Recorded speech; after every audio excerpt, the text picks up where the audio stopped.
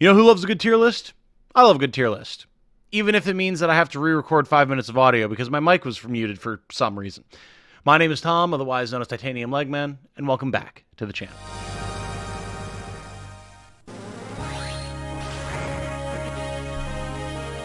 Hello everyone. If you enjoy what I do, including casual conversation around, tier lists, unit builds, general news for our favorite strategy RPGs, including Fire Emblem, Final Fantasy Tactics, Tactics Ogre, then a like on this video and a subscription to the channel would be very much appreciated.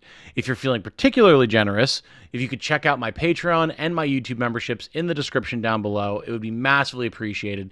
And one of the benefits that you will receive is that every week, at the end of the week, in a video just like this one, you will have your username added to the end of the video alongside everyone else who's a direct supporter of the channel as just a small token of appreciation for how much help you guys have given the channel and me over the years with your direct support. Thank you so much if you decide to do so, and thank you to everyone else who has been doing so for a very long while. Now, what is the topic of the day today? The topic is Fire Emblem: The Sacred Stones. This is my favorite Fire Emblem game of all time. It is my introduction to the series, and personally, I do think that it's the best design of all three of the Fire Emblem GBA games. I know that's a statement that's going to get me a lot of flack. You can discuss it in the comments. Which of the three, Sacred Stones, Binding Blade, Blazing Blade, which of them are your favorites? That's fine. But I will fight you, because I do think Sacred Stones is the best. Now, the idea here, as with all of my tier lists, is we're going a little bit more vibe-oriented here, right? I'm not going super meta. I'm basing all of my decisions here off of what my experience has been with all of these characters through, I don't even know how many runs of Sacred Stones over the, over 2 decades that the game has been out, which is a terrifying statement to make. But, so yeah, if you want to fight about meta stuff, if you want to discuss, well, this character is actually better than this character, and this character shouldn't be an S tier, whatever, you can do that in the comments. I'd be happy to chat with you. I'm sure other people would be happy to chat with you.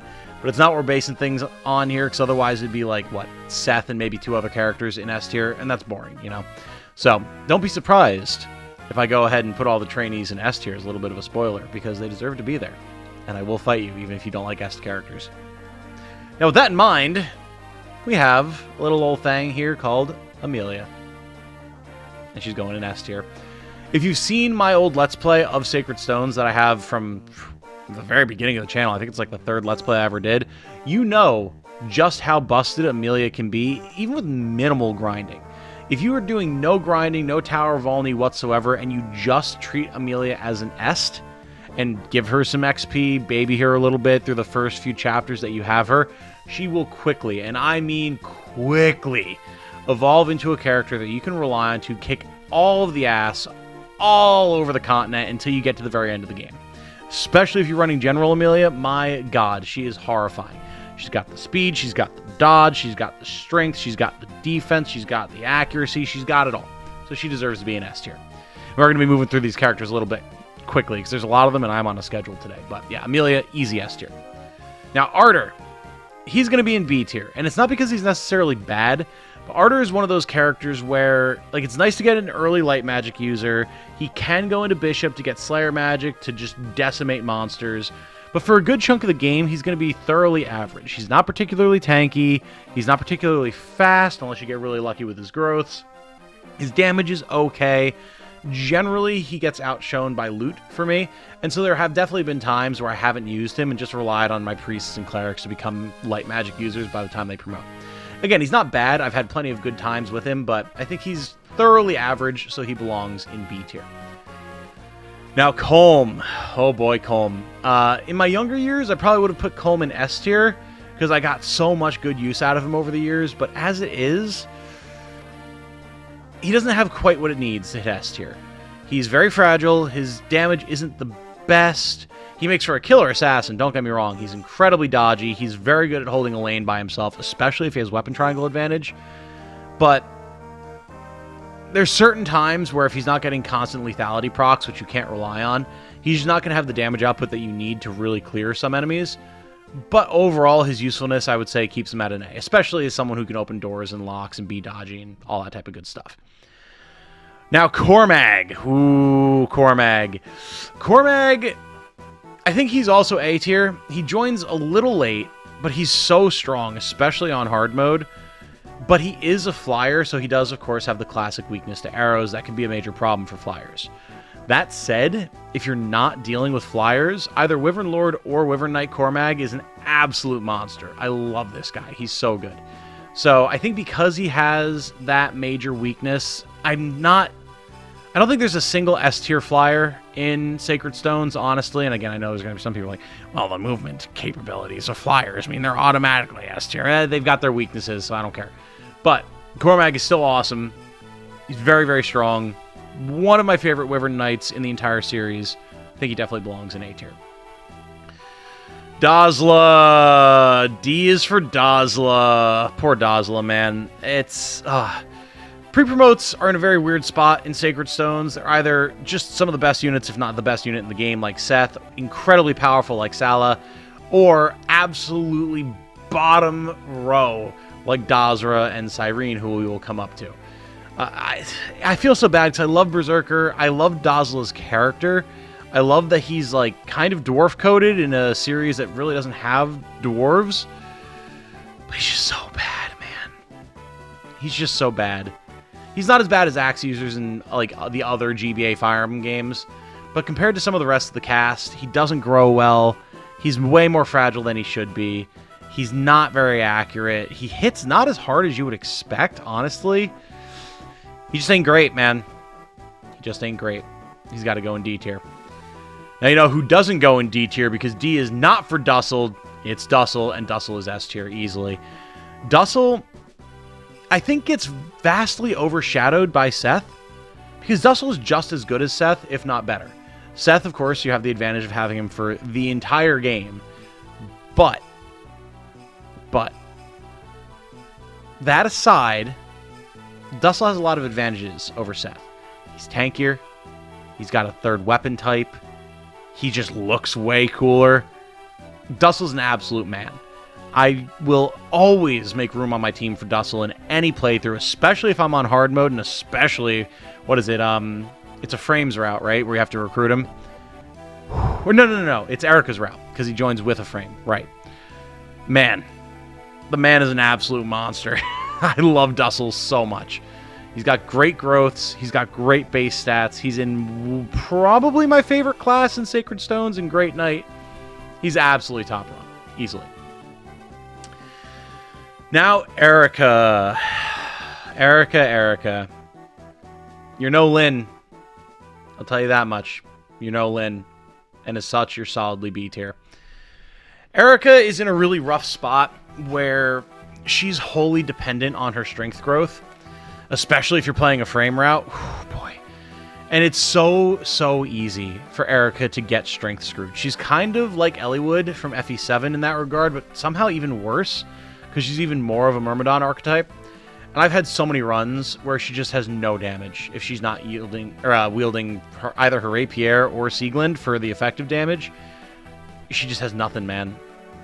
She's not as dodgy or as fast as proper Myrmidons. She's just as frail and sometimes has just as low strength. She does have perf weapons. She does promote into cavalry. She has good options in that regard, and that's what keeps her out of C tier. But it ain't great, especially compared to her brother. Speaking of, a frame is S tier. Easily. A frame solos maps. A frame is, I think, until Dimitri, the only Lance Lord in the game, which is insane. Like, the whole series. And he kicks ass, man. He's got an effective against armor and cavalry lance. That's also just better than a steel lance. He hits insanely hard. He very easily maxes strength and speed, nearly maxes skill most of the time. He gets a horse, like, my god! He crits alarmingly often. A frame is insane.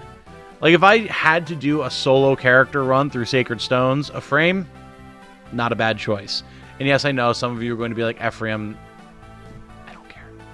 I just don't care. Now, Ewan. Oh, my favorite mage boy. He's also S tier. This man is so versatile. Slaps the top of this boy. You can fit so much magic in this kid. Let me tell you. Light magic, dark magic, anima magic, all wrapped up in a pint-sized powerhouse punch. Gotta love him. He's awesome. Now, of course, primarily, I wind up using Ewan as a sorcerer, or no, a druid, I should say. A druid or a necromancer, because unfortunately, the actual druid / necromancer in the game is pretty bad. Even though he's got the much cooler color scheme, but Ewan is absolutely my druid 99% of the time. Having dark magic, having anima magic, having phenomenal luck, good speed, good magic stat. He's very dodgy. He hits really hard. He can use staves. He's got great utility. And it's the same situation as Amelia, right? Even if you're not using the Tower of Volney, even if you're not using skirmishes to grind, it's really not hard to get Ewan levels. He's a mage, so he deals decent damage against most targets since they typically don't have good resistance. And he can attack from range. You can plop him behind big characters like Dussel, Ephraim, whoever, even Amelia. He won't get hit. He can hit back. He gets XP really fast. And if you really feel like it, you can keep him in his trainee class from your second run onward, have access to all 3 magic types. He can always have weapon triangle advantage against other mages, and he'll get a crit boost. It's pretty awesome. I love Ewan. Now, Ford. I think Ford is solidly B tier. As your red cavalier for the game, I've had Ford be very hit or miss. Because of his constitution, because of his speed growth, he doesn't always hit the point where he can double. He doesn't make for a very good Great Knight because he's the dodgier of the 2 main cavaliers. But he's also not dodgy enough to be super reliable. So I've had very good success with Ford at times. You know, he's been able to hit hard, double, but he's very growth dependent. I tend to find of the 3 cavaliers, he winds up performing the worst most of the time. And he's also the least compelling of the 3 from a character standpoint. So he's not a bad choice. Cavaliers are pretty much always good in Fire Emblem. But I think he's the least impressive of the 3. Now, following up behind Ford, we have Franz. And Franz, I think, is solidly A tier. And I know this is something I'll probably get heat for. People tend to prefer Ford and Kyle over Franz, but the early point at which you get him, the generally good growth that he's able to get, the fact that he can really kind of thrive in either Paladin or Great Knight, honestly, he's got a lot of good things going for him. I really like Franz. He's my introduction to Cavaliers in the series, so maybe that makes me biased towards him, but he's not my favorite Cavalier in the game, but he's pretty good. He's pretty damn good. Now moving on to Garcia. Garcia is going to be our first entry in C tier, and that's not bad for an axe fighter, especially in the GBA games. Axe fighters tend to have issues, but Garcia is not terrible. He tends to fall off later in the game, but I've had a lot of success with Hero Garcia, so make of that what you will. He gets overshadowed by his son a lot. Garcia is probably the best of the traditional axe fighters in the GBA games, but in a cast where you have a lot of very big powerhouses, you can definitely have problems. He's fragile, he can be slow, he's not particularly dodgy. You have to be really, really careful with him. He will hit hard. Don't get me wrong, he will absolutely hit hard. If you want to use Garcia as just like a longbow bot in Warrior and have him snipe flyers, he's good at that.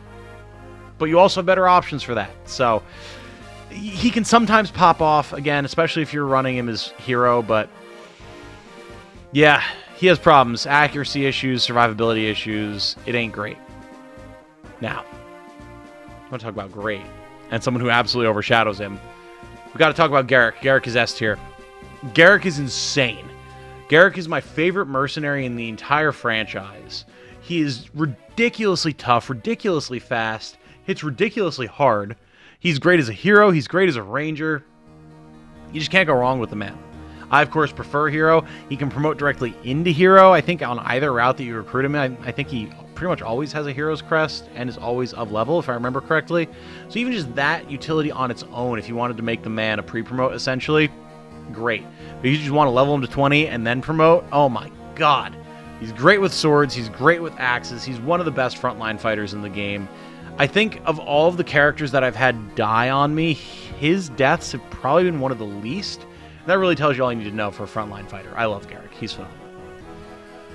Gilliam. Gilliam is going to join his brother Garcia in the G names of older men with really quite hawkish and handsome faces in C tier.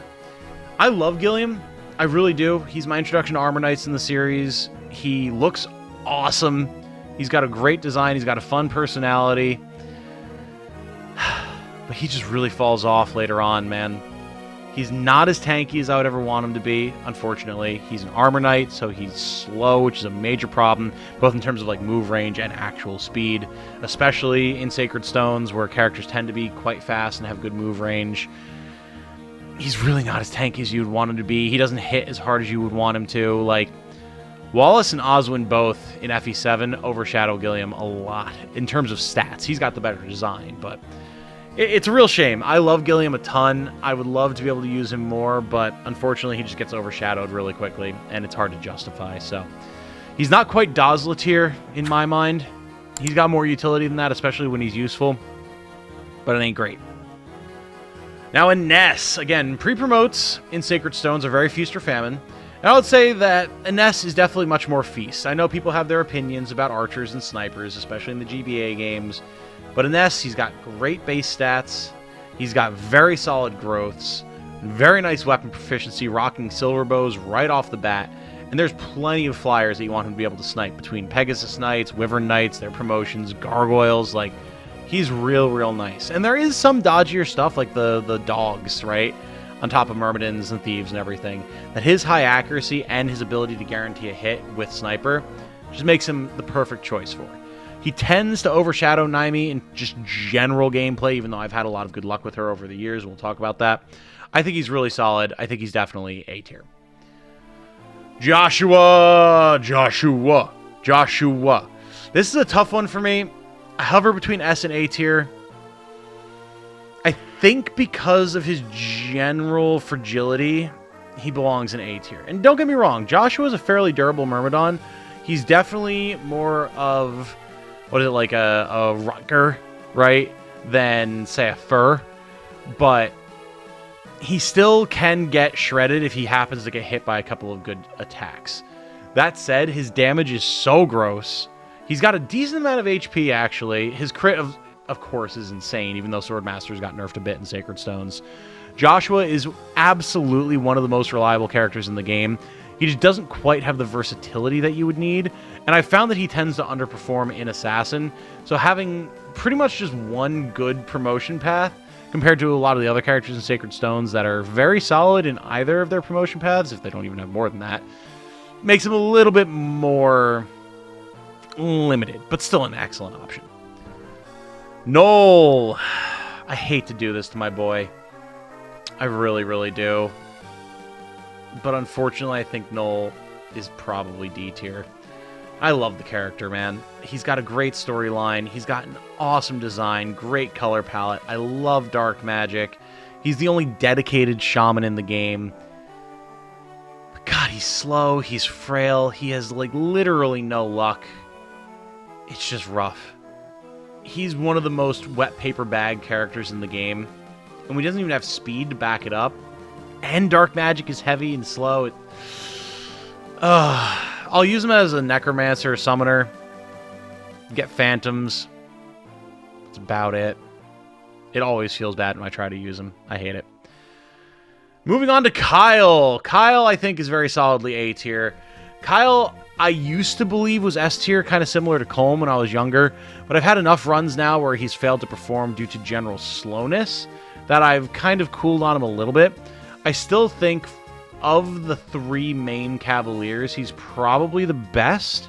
He's quite tanky. He makes for an excellent Great Knight. He's got very solid damage.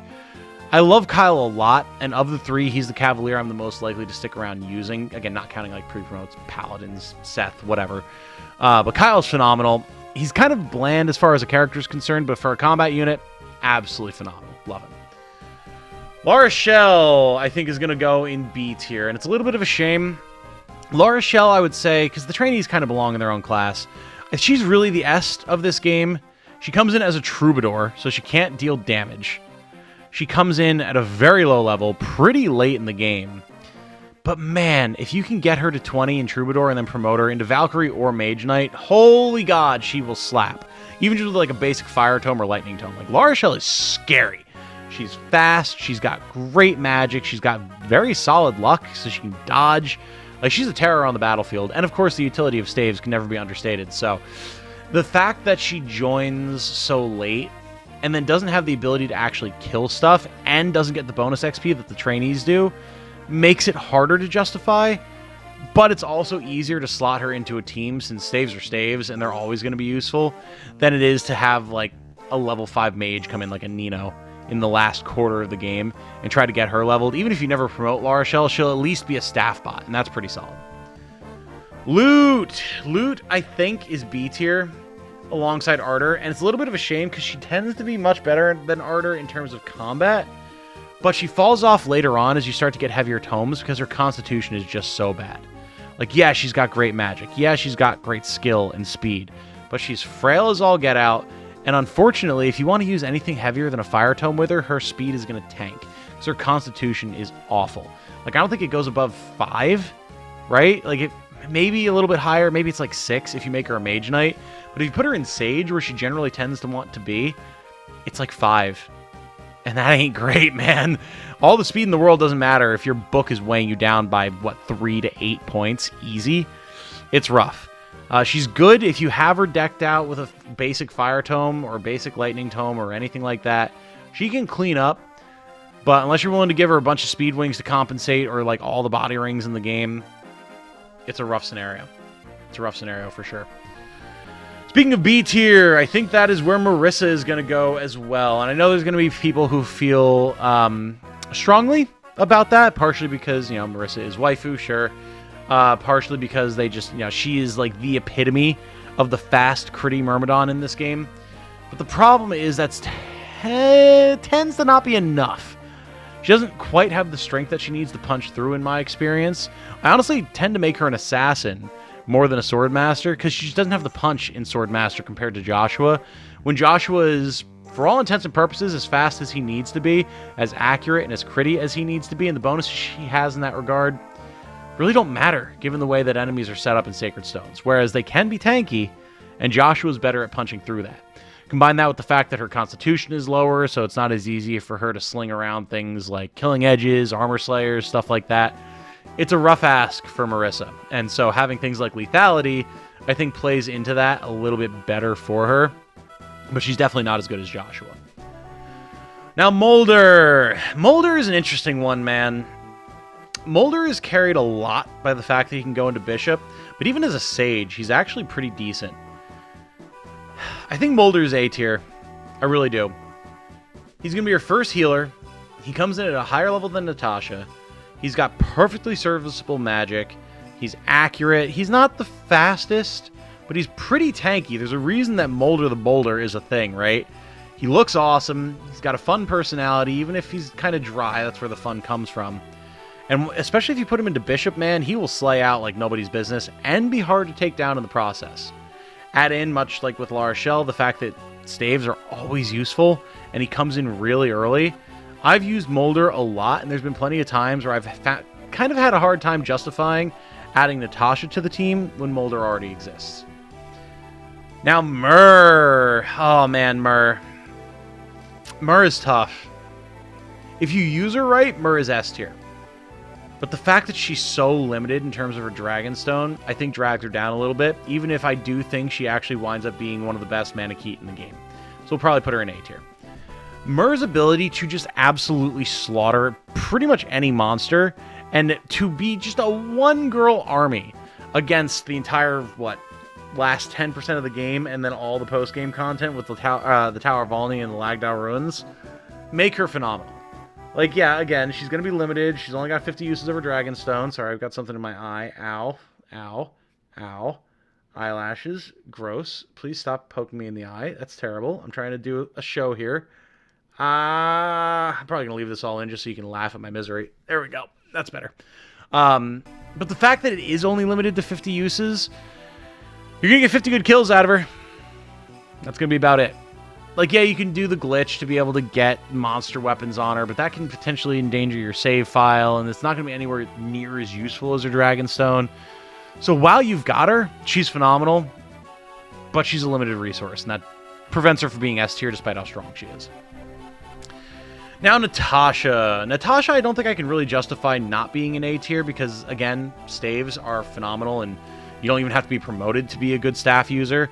She can go into Valkyrie. She can go into Bishop. Like, she's got everything that you want her to have. I just don't think she's as good as Molder. But she joins way earlier than Larashel and has essentially the same usability. She's a little weaker than Larashel, but really not by much. It's never felt bad when I use Natasha. Oh god, maybe I need to move Larashel down. It doesn't feel right having Natasha in A tier with Molder.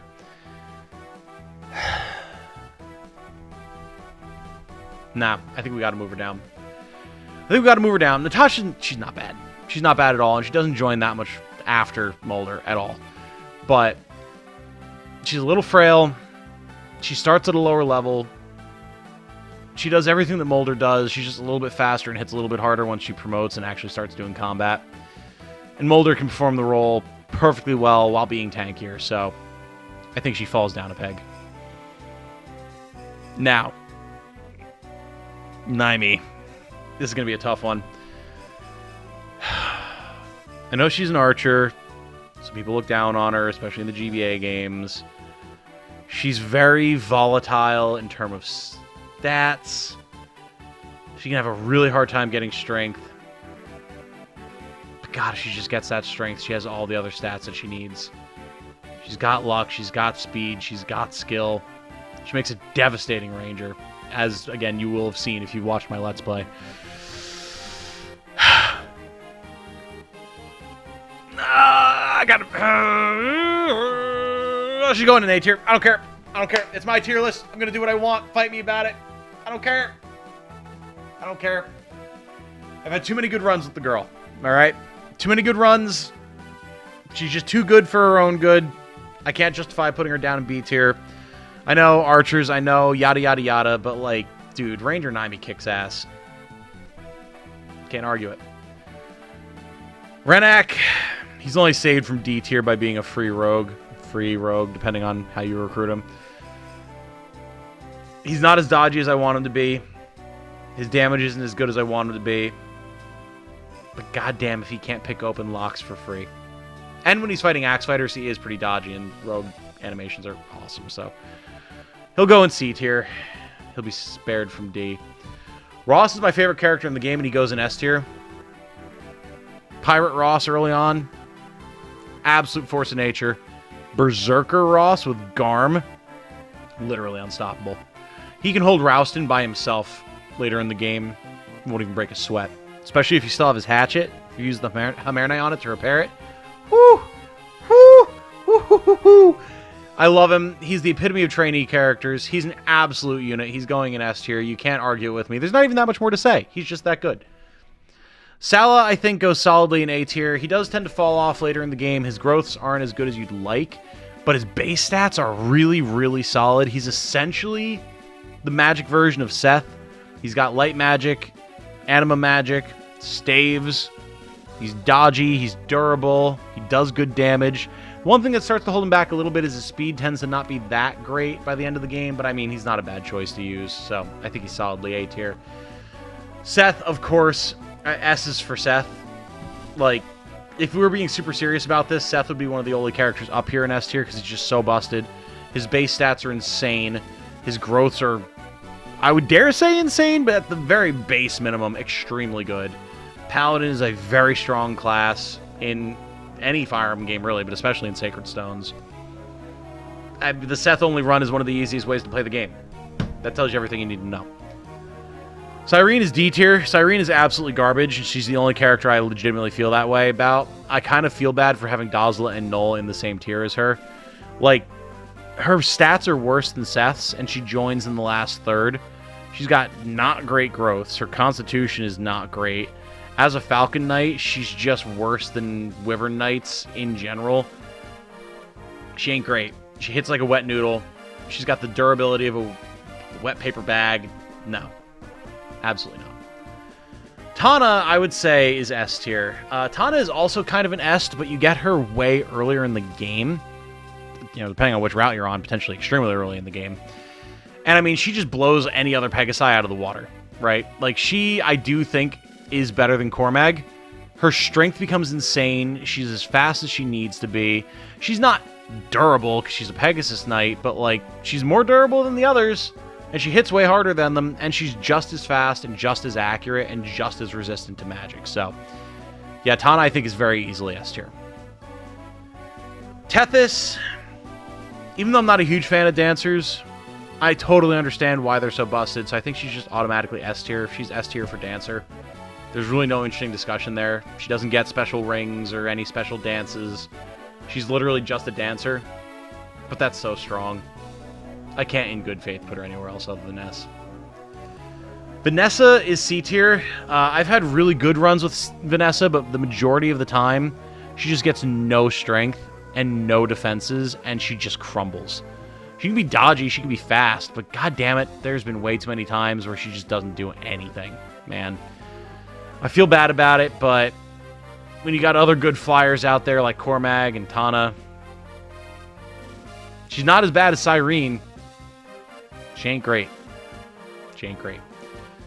And finally, technically, Orson is on this list, even though he's only playable for one map. For that one map, I mean, he's absolutely S tier. Like, at the end of the day, he's not going to be as good as Seth, but, like, you can very easily solo Chapter 5X with just Orson and leave a Frame and Ford and Kyle behind. It's a terrible idea because they want the XP in that map, but Orson is a nightmare to try and deal with for any enemy in that map. So, yeah, he's easily S tier, but there's nothing else to say about it because he is alone. So, that said, a little over time from where I wanted to be, but not terrible. So I think I'm going to wrap this one up here.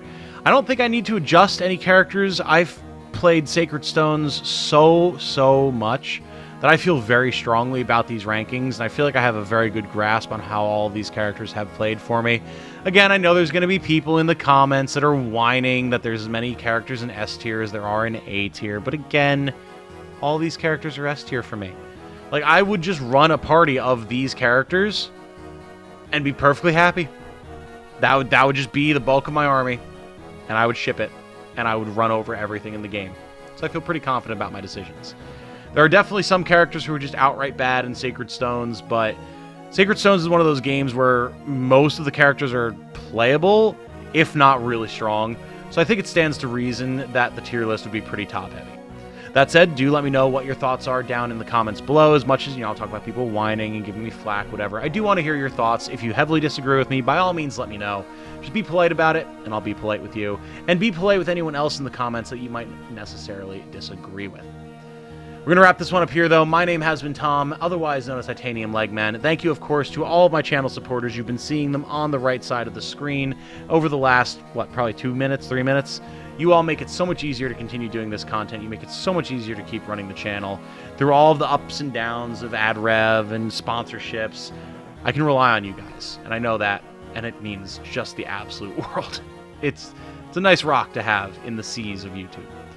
Again, if you want to join as a YouTube member or a patron, you'll find the links to those down in the description. But for now, I think that's all there is to say. So, I hope you all have a good night. Stay safe and healthy out there. And remember, be good to each other, everybody. Bye now.